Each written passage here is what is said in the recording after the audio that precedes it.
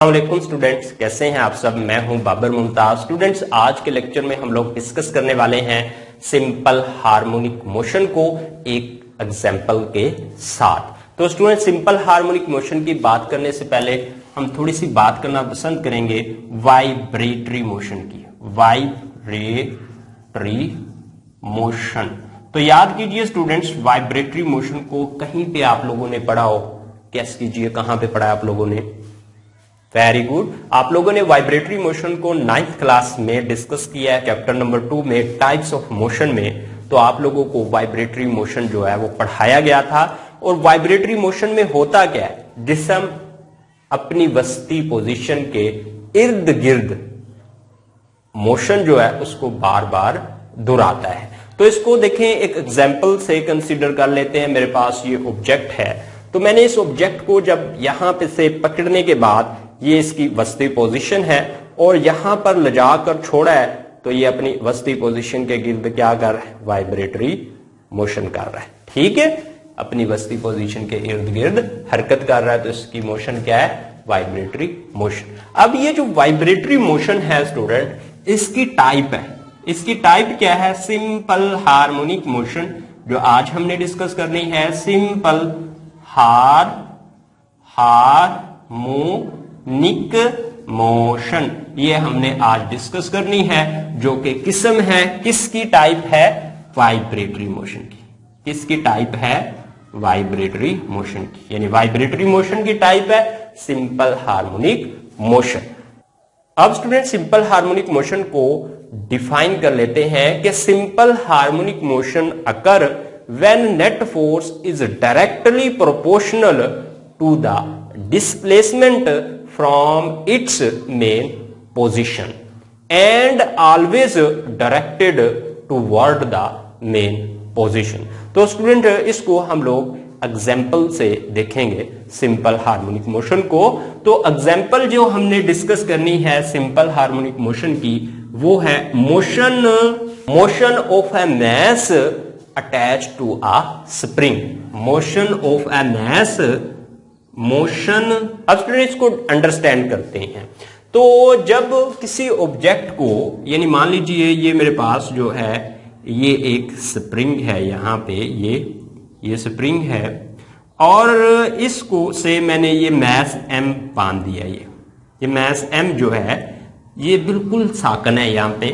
अब यहां पे फोर्स जो है, नेट फोर्स, वो 0 है। नेट फोर्स 0 है और ऑब्जेक्ट का जो है मैस वो m है।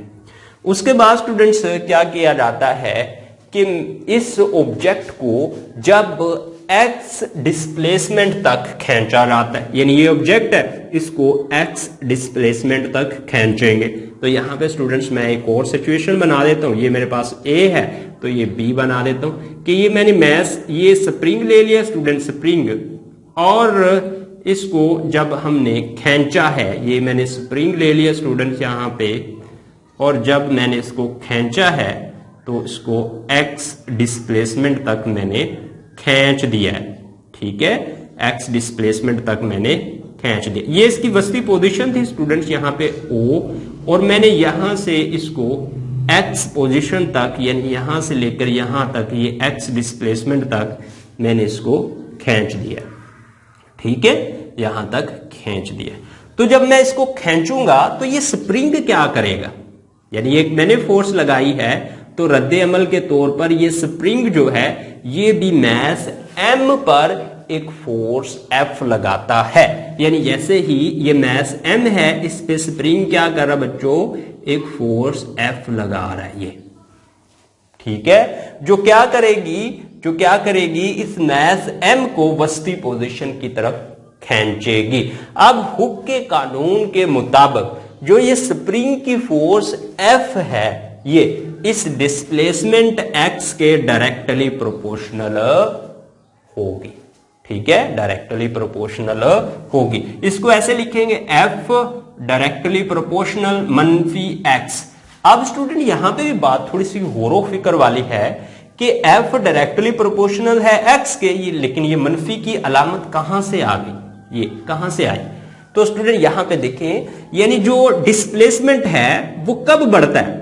जब हम फोर्स लगा के इसको ऐसे खींचते हैं, तो ये इस तरह से, इसकी सिमत जो है नीचे की तरफ ऐसे होगी यहां पे, और फोर्स जो स्प्रिंग लगा रहा है उसकी ऊपर की तरफ, ठीक है, यानी डिस्प्लेसमेंट के मुखालिफ सिमत में होगी रेस्टोरिंग फोर्स, यानी स्प्रिंग जो फोर्स मैस पर लगाएगा वो जो है वो डिस्प्लेसमेंट की मुखालिफ सिमत में होगी, इसलिए यहां पे मनफी की अलामत लगाई है।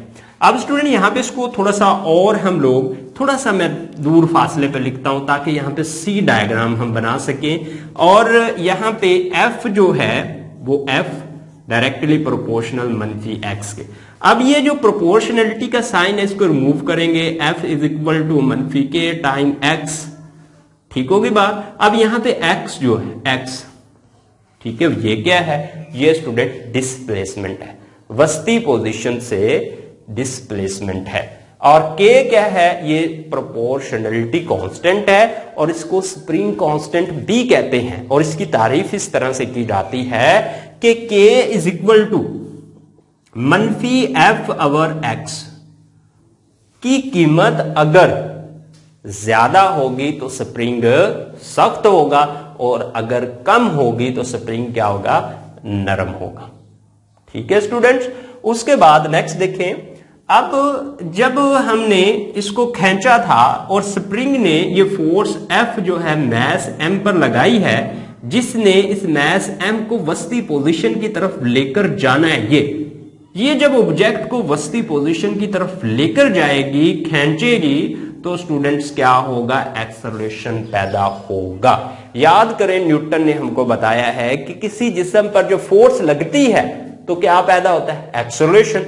अब ये मैस m है, इस पर जो फोर्स स्प्रिंग F लगाएगा तो तब भी एक्सेलरेशन पैदा होगा, और इसकी मकदार जो है इस फोर्स के डायरेक्टली प्रोपोर्शनल और मैस के इनवर्सली प्रोपोर्शनल होगी, और इसको हिसाबी तौर पर ऐसे लिखा जाता है F is equal to M A के, F is equal to M A के। ये न्यूटन का सेकंड लॉ आपने 9th क्लास में पढ़ा था। अब यहां पे स्टूडेंट्स हम लोग F की कीमत लगा देंगे, दर्ज कर देंगे, F इज इक्वल टू मनफी एम ए ओवर एक्स। अब यहां पे देखें, ये x जो है ये डिवाइड हो रहा है, दूसरी तरफ जाएगा मल्टीप्लाई, तो यहां पे हो जाएगा students k time x is equal to मनफी एम ए, ठीक है। तो हमने एक्सेलरेशन को अकेला करना है, मनफी एम ए दूसरी तरफ जाएगा तो क्या हो जाएगा बच्चों? डिवाइड हो जाएगा, तो a इज इक्वल टू मनफी के एक्स ओवर एम। अब स्टूडेंट के ओवर एम जो है वो एक कांस्टेंट होगा, और इसको हम ऐसे लिख सकते हैं कि एक्सेलरेशन a डायरेक्टली प्रोपोर्शनल है किसके? मनफी एक्स के।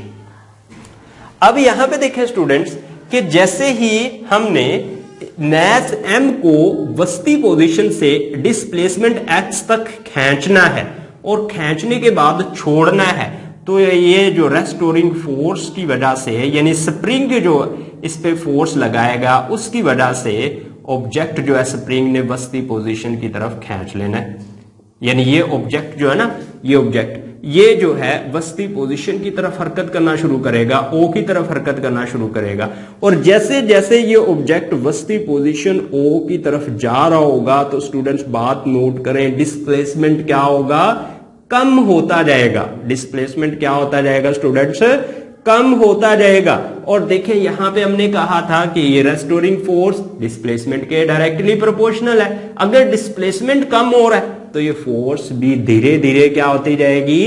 कम होती जाएगी, और वस्ती पोजीशन ओ पर पहुंचकर ये फोर्स एफ जो है वो क्या हो जाएगी? सिफर हो जाएगी।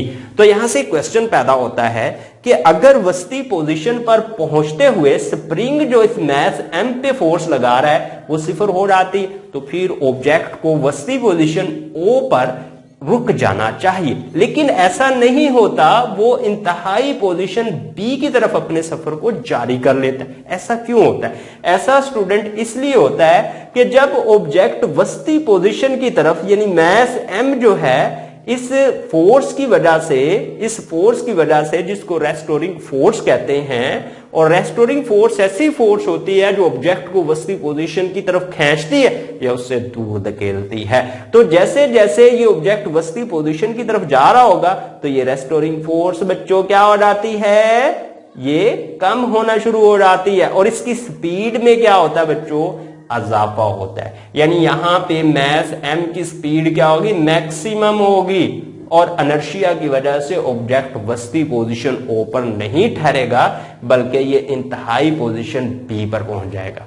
अब ये वस्ती पोजीशन से दूर जा रहा होगा ऑब्जेक्ट, यहां पे ये O है वस्ती पोजीशन और ये जो है A है इंतहाई पोजीशन, और जब इससे दूर जा रहा होगा स्टूडेंट्स तो यहां से क्या हो रहा होगा, इसकी स्पीड में बातदरीज कमी आ रही होगी, और जो रेस्टोरिंग फोर्स है यानी स्प्रिंग ने जो फोर्स इस मास पे लगानी है उसमें इजाफा होना शुरू हो जाएगा, और डिस्प्लेसमेंट में भी इजाफा होना शुरू हो जाएगा। जब ये ऑब्जेक्ट इंतहाई पोजीशन B पर पहुंच जाएगा तो यहां पर जो इसकी वेलोसिटी होगी वो 0 होगी, और जो रेस्टोरिंग फोर्स होगी वो मैक्सिमम होगी स्प्रिंग के अंदर, जो इसको दोबारा वस्ती पोजीशन की तरफ धकेलेगी, और उसके बाद जो डिस्प्लेसमेंट होगा वो भी स्टूडेंट्स क्या होगा, वो भी मैक्सिमम होगा, और ऑब्जेक्ट फिर दोबारा वस्ती पोजीशन की तरफ हरकत करना शुरू करेगा। और जब वस्ती पोजीशन की तरफ ऑब्जेक्ट आ रहा होगा तो स्टूडेंट्स ये बात अपने माइंड में बैठा लें कि उस वक्त रेस्टोरिंग फोर्स कम हो रही होगी, डिस्प्लेसमेंट कम हो रहा होगा, और जो वेलोसिटी है वो बढ़ रही होगी। और जब ऑब्जेक्ट वस्ती पोजीशन से दूर जा रहा होगा तो स्टूडेंट्स रेस्टोरिंग फोर्स बढ़ती है, डिस्प्लेसमेंट बढ़ता है, और वेलोसिटी जो है वो क्या होती है, वो 0 होती है। तो स्टूडेंट्स ये था लेक्चर सिंपल हार्मोनिक मोशन, और किसी हद तक हमने पूरी कोशिश की है कि हम लोग सिंपल हार्मोनिक मोशन को डिफाइन कर पाए, लेकिन फिर भी अगर आप लोगों को कोई प्रॉब्लम है सिंपल हार्मोनिक मोशन में तो स्टूडेंट्स आप लोग हमें कमेंट जरूर करेंगे, और हमारे चैनल को सब्सक्राइब करके और बेल के बटन पर क्लिक करके अपनी मोहब्बत का इजहार भी हमसे जरूर करेंगे। उसके बाद स्टूडेंट्स हम लोग टाइम पीरियड देख लेते हैं। टाइम पीरियड वो टाइम से होता है जिसमें ऑब्जेक्ट वस्ती पोजीशन के गिर्द अपना एक चक्कर मुकम्मल करता है। तो सिंपल हार्मोनिक मोशन में जब ऑब्जेक्ट जो है अटैच होता है टू अ स्प्रिंग, यानी एक स्प्रिंग के साथ मास बांध दिया गया है और वो मास जो है सिंपल हार्मोनिक मोशन कर रहा है, तो उसका टाइम पीरियड हम इस फार्मूला से निकाल सकते हैं, T = 2 पाई K/m से, T = 2 पाई K/m से, यानी ऑब्जेक्ट के मास का हमको पता चल जाए और स्प्रिंग के कांस्टेंट की कीमत का पता चल जाए, यानी स्प्रिंग के सख्तपन का पता चल जाए, तो हम लोग टाइम पीरियड निकाल सकते हैं। ओके स्टूडेंट्स, अल्लाह हाफिज, मिलते हैं नेक्स्ट लेक्चर जो कि है सिंपल हार्मोनिक मोशन की मिसाल, और वो है सादा पेंडुलम। यानी साबित कीजिए कि सादा पेंडुलम की मोशन सिंपल हार्मोनिक मोशन होती है। ये हमारा नेक्स्ट आने वाला लेक्चर है। ओके स्टूडेंट्स, अल्लाह हाफिज, अपना ढेर सारा ख्याल रखें, अपने भाई को दुआ में जरूर याद कीजिएगा।